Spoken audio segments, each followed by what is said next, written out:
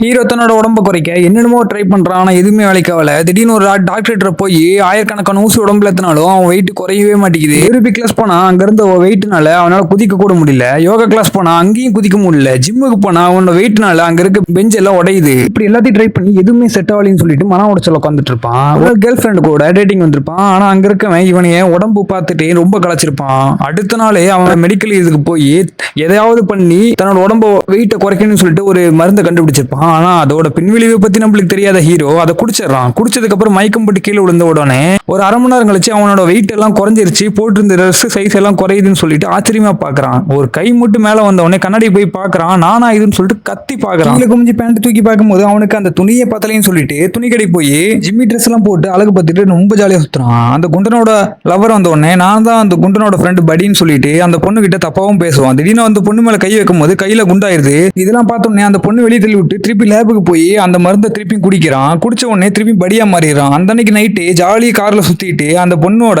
நல்ல party enjoy பண்றான். முன்ன மாதிரி ஃபர்ஸ்ட் இருந்த மாதிரி இவனோட கேரக்டர்லாம் இல்லாம கொஞ்சம் டிஃபரெண்டா இருக்கும். இந்த மாதிரி உங்களுக்கு கிடைச்சா என்ன பண்ணுவீங்கன்னு சொல்லுங்க.